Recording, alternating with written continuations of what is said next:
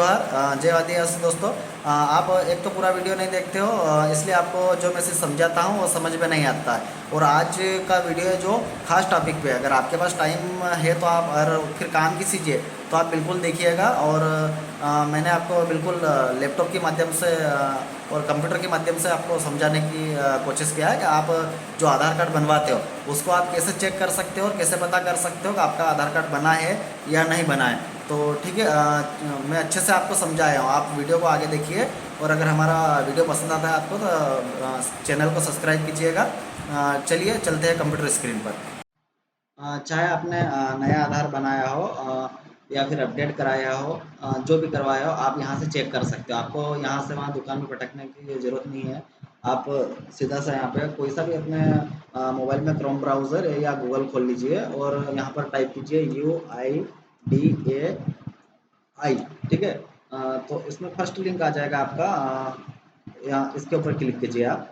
तो यहाँ पर फर्स्ट लिंक बता देगा आपका UIDAI। ठीक है। तो आप आगे बढ़िए और इस पर क्लिक कीजिए। यहाँ पर आ गए अपन। तो देखिए पूरे ऑफिशियल साइट है इसकी, है ना, आधार की। इसमें आपको आधार रिलेटेड सारी जानकारी प्रदान की जाती है। तो ये आप देख लीजिए, ये पूरा ये चीज़ है ना। यहाँ पर लिखा हुआ वेबसाइट में प्रवेश करने के लिए अपनी पसंदीदा पसंदीदा भाषा का चयन करें। ठीक है। तो आपको जो भी भाषा पसंद हो उसके ऊपर क्लिक कीजिए। खैर मैं तो हिंदी में ये बताना चाहूँगा आपको कि आपको भी इससे क्या है कि आपको भी अच्छे से समझ में आया और मुझे भी इस चीज़ को समझाने में थोड़ा आसान रहा है। ठीक है। तो यहाँ पर मैं हिंदी पे क्लिक करूँगा। ठीक है। ये नेटवर्क स्लो होने के कारण कभी कभी क्या है, धीरे भी चल सकता है साइट।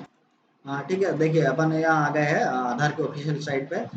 तो आपको कुछ नहीं करना है, सीधा सा यहाँ मेरा आधार लिखा हुआ है। ठीक है। ये आपको मैं सर्कल बना के दिखा देता हूँ। एक मिनट। ये देखिए, ये जो लिखा हुआ है ना, मेरा आधार। ठीक है। ये यहाँ पे ये जो एरो का निशान बना हुआ है यहाँ पर लिखा हुआ है मेरा आधार। ठीक है। आप इसके ऊपर क्लिक कीजिए, मेरा आधार। इसके ऊपर खाली सिर्फ मोबाइल से करो तो अगर क्लिक करना पड़ेगा, और लैपटॉप से करते हो तो सिर्फ एरो ले जाना पड़ेगा, है ना, यानी जो कर्सर है अपना उसको वहाँ ले जाइए आप। ठीक है। और यहाँ पर देखिए लिखा हुआ है सेकेंड नंबर पे क्या लिखा, आधार की स्थिति जाने। फर्स्ट में क्या है, आधार प्राप्त करें। इससे क्या होता है, आधार कार्ड अपना पीयूसी कार्ड या फिर इस प्रकार की कुछ जानकारी के लिए आधार प्राप्त करें। यहाँ पर है ना, इसके नीचे आधार प्राप्त करें जस्ट नीचे है ना, फर्स्ट लिंक है, समझ लीजिए आप, है ना। ये देख लीजिए आप, इस चीज़ को अच्छे से समझ लीजिए आप, है ना, क्योंकि बाद में आपको दिक्कत आ सकती है। इसके ऊपर कीजिए क्लिक आप, या आधार की स्थिति जाने। ठीक है।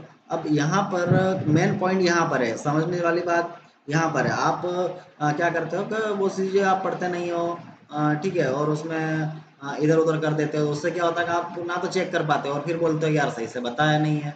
ऐसा कुछ नहीं होता है। यहाँ देखिए क्या लिखा, नामांकन, ये वाला, ये देखिए आप क्या लिखा, नामांकन जांचें और स्थिति अपडेट करें। ठीक है। तो आपको करना कुछ नहीं है यहाँ पर।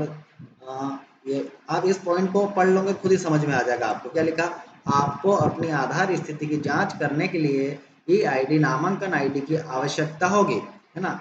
और ई आईडी आपके नामांकन अपडेट पावती पर्ची के, ये मेन चीज है, कौन सा अपडेट पावती पर्ची है ना। जब आप ये वाला चीज है ना, जब आप आधार सेंटर पे जाते हो, जब अपडेट करवाते हो आधार, तो आपको वहां से एक रसीद दिया जाता है ना।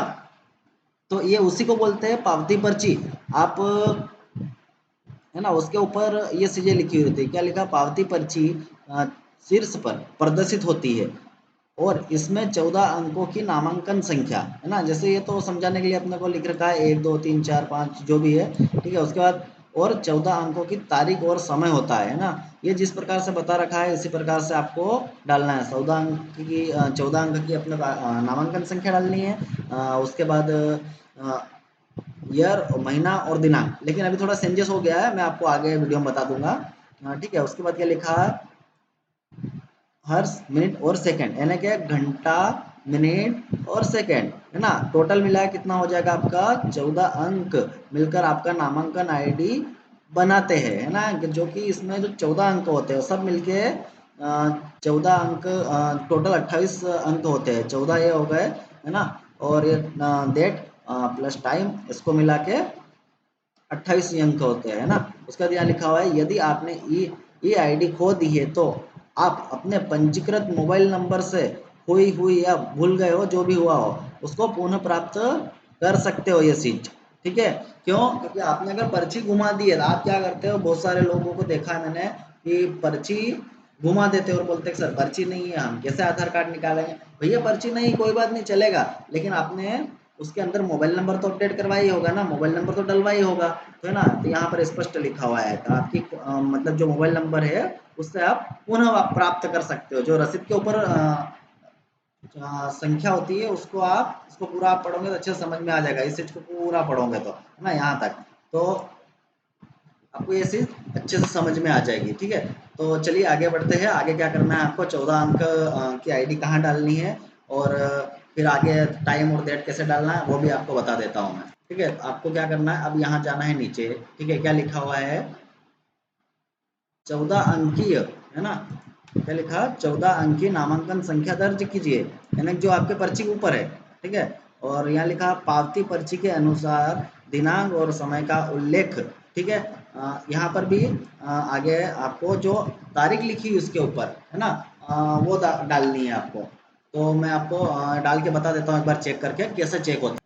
तो देखिए क्या करना है आपको, यहाँ पर 14 अंक की जो अपने पर्ची के ऊपर रहती है आईडी वो डालनी है ना, 08525007401961। ये क्या हो गया, आप 14 अंक का आईडी हो गया। अब यहाँ क्या लिखा, ये आईडी तिथि का चयन करें, मतलब आपने जिस दिन आधार कार्ड बनवाया है उस तारीख का चयन कीजिए आप। ठीक है, अब मैं आपको पूरा दिखाई देता हूँ कैसे चेक करते हैं। ठीक है, अब यहाँ पर इनका है 10 तारीख 9वां महीना 2024। ठीक है, अब मैंने डाल दिया 10 तारीख 9 महीना 2024। अब आप टाइम आता है तारीख समय डालने का, है ना।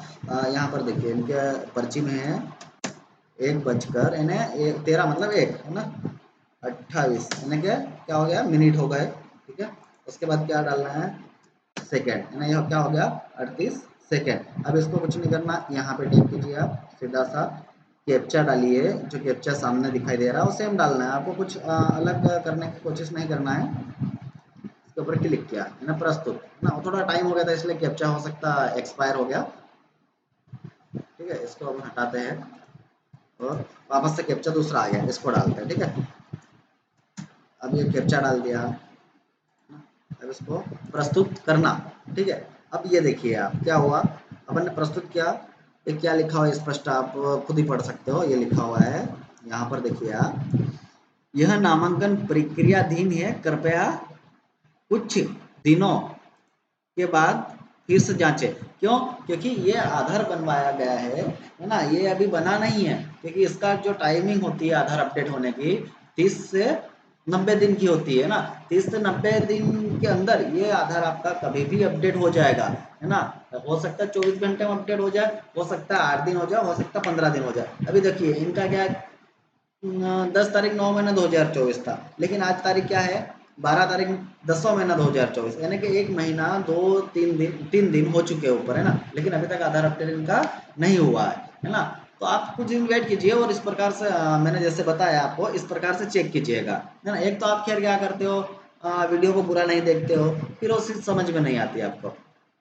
मैं आपको जो समझाने की कोशिश कर रहा हूँ आप उस चीज़ को समझिए अच्छे से, तो आपको अच्छे से समझ में आ जाएगा, है ना। इस प्रकार से अगर बता दिया तो आप समझ जाइए कि ये हमारा आधार प्रक्रिया में है। और यहाँ पर अगर लिखा होता है जैसे रिजेक्टेड है, अगर हिंदी में है तो आप बिल्कुल हिंदी में चेक कीजिए, आप हिंदी में अच्छे से आपको समझ में आ जाएगा ऐसे, है ना, ताकि आपको दूसरे व्यक्ति को पकड़ने की जरूरत नहीं पड़ेगी और बार बार दुकानों पे जाने की आवश्यकता नहीं पड़ेगी, यानी कि एमपी ऑनलाइन हुआ, सीएससी सेंटर हो गया या फिर बीसी सेंटर हो गया, जहाँ पर भी आप चेक करवाने जाते हो वहाँ पर आपको बार बार जाने की जरूरत नहीं पड़ेगी।